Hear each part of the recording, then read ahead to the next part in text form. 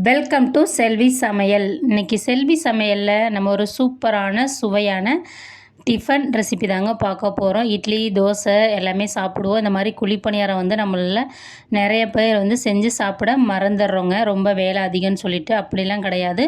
ரொம்ப எளிமையாக செய்யலாங்க. ஹோட்டல் ஸ்டைலில் எப்படி அதுக்கு மாவு அரைக்கிறதுக்கு பொருட்கள் ஊற வைக்கணும், எப்படி அரைக்கணும் அப்படிங்கிறத பக்குவமாக சொல்லியிருக்காங்க. வீடியோவை முழுமையாக பாருங்கள். அதுக்கு நான் இன்றைக்கி 1 கப் புழுங்கல் அரிசி எடுத்திருக்கேன், 1 கப் பச்சரிசி எடுத்துருக்கிறேன், 1 கப் உருட்டு உளுந்து எடுத்துருக்கேங்க. நீங்கள் தோல் உளுந்துனாலும் தோல் இல்லாத உளுந்துனாலும் ஃபுல்லாகவே எடுத்துக்கோங்க.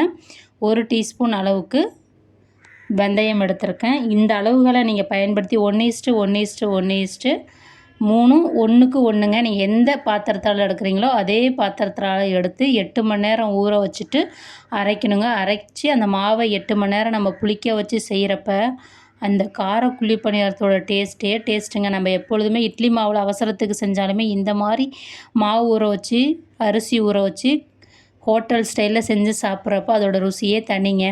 இப்போ நம்ம ஒரு பவுல் எடுத்துக்கலாம். அந்த பவுலில் நம்ம வச்சுருக்கிற புழுங்கல் அரிசி, பச்சரிசி, உளுந்து, 1 டீஸ்பூன் வெந்தயம் எல்லாத்தையும் ஆட் பண்ணிவிட்டு நல்லா மிக்ஸ் பண்ணுங்கள்.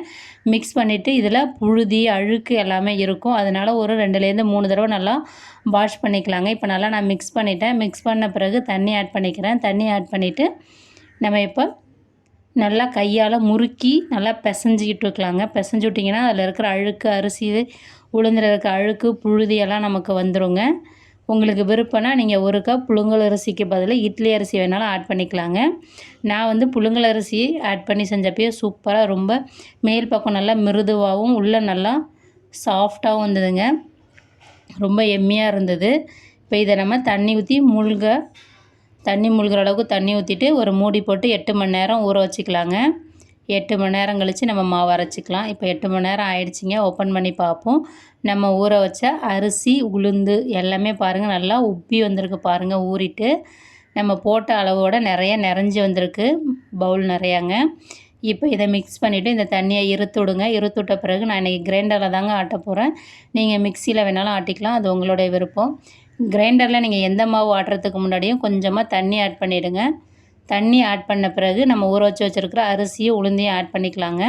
இந்த மாதிரி நீங்கள் தண்ணி ஊற்றிட்டு அரிசியும் உளுந்தையும் ஆட் பண்ணுறப்ப கிரைண்டர் வந்து உங்களுக்கு ரொம்ப நாளைக்கு கெடாமல் இருக்கும். மோட்ரு அவ்வளோ சீக்கிரமாக வந்து ஹீட் ஆகாதுங்க. இப்போ நம்ம ஊற வச்ச அரிசியை ஆட் பண்ணிக்கலாங்க. ஆட் பண்ணிவிட்டு ஒரு 10 நிமிஷம் அரைப்பட்டால் போதும். ரொம்ப நம்ம இட்லி மாவுக்கு அரைக்கிற மாதிரி ரொம்ப நைஸாக அரைக்கக்கூடாதுங்க. தோசை மாவுக்கு அரைக்கிற மாதிரி ரொம்ப கொரப்பாகவும் அரைக்கக்கூடாது.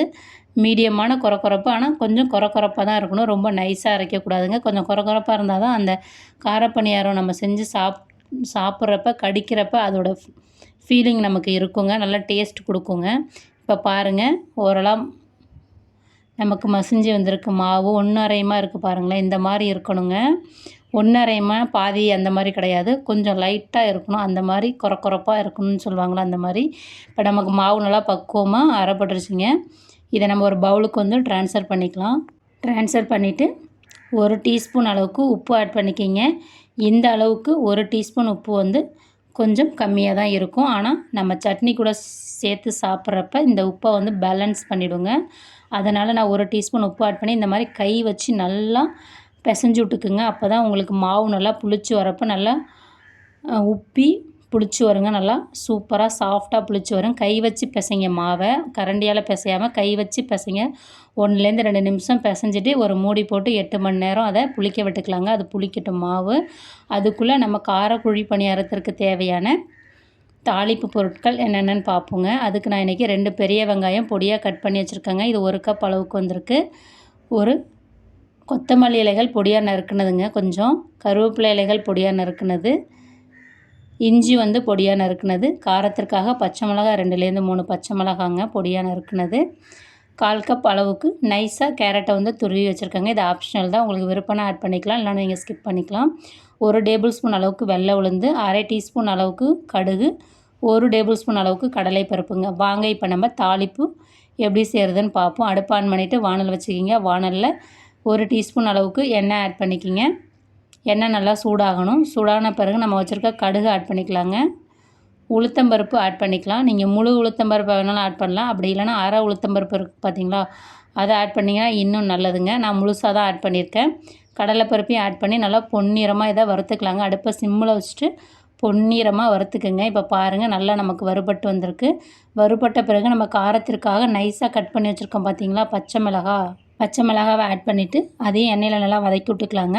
அப்போ தான் நம்ம கார பணியாரத்தில் சேர்த்து சாப்பிட்றப்ப அந்த காரம் நமக்கு ரொம்ப காரமாக இல்லாத நம்ம சாப்பிட்ற அளவுக்கு இருக்குங்க. இப்போ அது வதங்கின பிறகு நம்ம கட் பண்ணி வச்சுருக்க வெங்காயத்தை ஆட் பண்ணிவிட்டு அது வந்து நம்ம ஃபுல்லாக ஆட் பண்ணியிருக்கோங்களா, அது பாதி அளவு வர வரையும் நல்லா வதக்கிக்கிங்க. அப்போ தான் வந்து கார பணியாரத்து கூட சேர்த்து கடிச்சு சாப்பிட்றப்ப அதோட டேஸ்ட்டு நல்லா இருக்குங்க. வெங்காயம் நல்லா வதங்கின பிறகு இஞ்சியும் சேர்த்து ஒரு நிமிஷம் நல்லா வதக்கிக்கிங்க. இஞ்சி வெங்காயம் எல்லாம் வதங்கின பிறகு நம்ம துருவி வச்சுருக்க கேரட்டை லாஸ்ட்டாக ஆட் பண்ணிவிட்டு ஒரு நிமிஷம் மட்டும் அடுப்பை சிம்மில் வச்சு மிக்ஸ் பண்ணி விட்டுக்கலாங்க. இப்போ பாருங்கள் மிக்ஸ் பண்ணி நமக்கு எல்லாமே கரெக்டாக வதங்கி வந்துருச்சிங்க. இந்த ஸ்டேஜில் நீங்கள் அடுப்பை ஆஃப் பண்ணிவிடுங்க.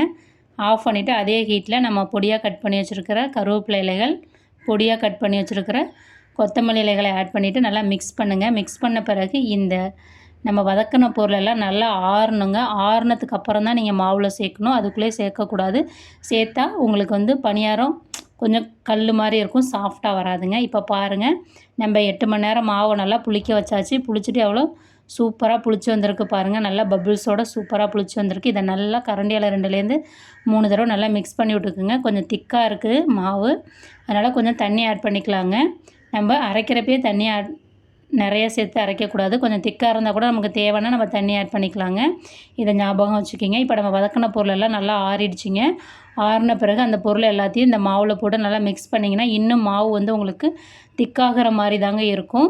இன்னும் கொஞ்சம் தண்ணி ஆட் பண்ணிக்கிங்க. ரொம்ப தோசை மாவு பதத்துக்கு தண்ணியாக இருக்கக்கூடாது, இட்லி மாவு பதத்துக்கு கொஞ்சம் திக்காக இருக்கக்கூடாதுங்க. அதுக்கு 2க்கும் இடைப்பட்ட இதில் இருக்கணுங்க. இதை நான் இன்றைக்கி வந்து ஒரு பவுலில் வந்து ட்ரான்ஸ்ஃபர் பண்ணிக்கோ. சின்ன பவுலில் ட்ரான்ஸ்ஃபர் பண்ணி இந்த மாதிரி சின்ன ஸ்பூனாக போட்டிங்கன்னா உங்களுக்கு குழிப்பணியார கல்லில் ஊற்றுறதுக்கு ஈஸியாக இருக்குங்க. இப்போ நான் அடுப்பு ஆன் பண்ணிவிட்டு அடுப்பில் குழிப்பணியார கல் வச்சுட்டு நான் சூடு பண்ணிட்டேங்க. இப்போ எல்லா குழியிலையும் நான் எண்ணெய் ஆட் பண்ணிக்கிறேங்க.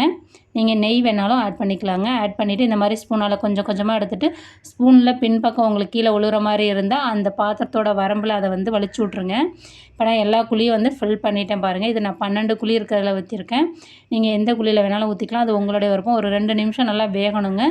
உங்களுக்கு ரொம்ப ப்ரௌன் கலர் ஆகுனா ஒரு 3 நிமிஷம் நல்லா வேக வச்சுக்கிங்க.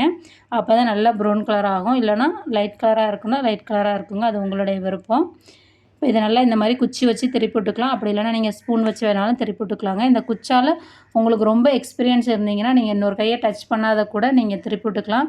ஆனால் எனக்கு அவ்வளோ எக்ஸ்பீரியன்ஸ் பத்தாதுங்க. அதனால் நான் வந்து ஒரு கையை யூஸ் பண்ணிவிட்டேன். நீங்கள் கை யூஸ் பண்ணாதீங்க. சூடு ஒரு ஸ்பூன் ஒன்று வச்சுக்கிங்க. இப்போ பாருங்கள் இந்த பக்கம் நல்லா செவக்க வெந்துருச்சு. இப்போ நம்ம வெந்த பிறகு ஒரு 4 நிமிஷம் மொத்தத்துக்குங்க. வெந்த பிறகு நம்ம எடுத்துக்கலாங்க. அவ்வளோ சாஃப்டாக இருக்குங்க. மேலே நல்லா மொறுமொறுன்னு, உள்ளே நல்லா சாஃப்டாக பஞ்சு போல் இருக்கும். நீங்கள் எவ்வளோ நேரம் கழித்து சாப்பிட்டாலும் அதோட சாஃப்ட்னஸும் மேலே இருக்கிற அந்த மொறுமொறுப்பு தன்மையும் சூப்பராக இருக்குங்க. திரும்பவும் சட்டியை சூடு பண்ணிவிட்டு எண்ணெய் ஊற்றிக்கிங்க. எண்ணெய் ஊற்றிட்டு மாவை ஆட் பண்ணிவிட்டு நல்லா 2 நிமிஷம் இந்த பக்கம் 2 நிமிஷம் அந்த பக்கம் திருப்பி போட்டு நல்லா வேக வச்சுக்கிங்க. இதே மாதிரி உங்களுக்கு தேவையான எல்லா மாவையும் நீங்கள் சுட்டு எடுத்துகிட்டு மீதி மாவு தான் நீங்கள் ஃப்ரிட்ஜில் வச்சும் நாளைக்கும் நீங்கள் யூஸ் பண்ணலாங்க. காய்கறி தாளிப்பு சேர்த்துருக்கோம், அதனால் கெட்டுடுமா அப்படிங்கிற குழப்பம் உங்களுக்கு வேணாம். நீங்கள் திரும்பவும் யூஸ் பண்ணலாங்க.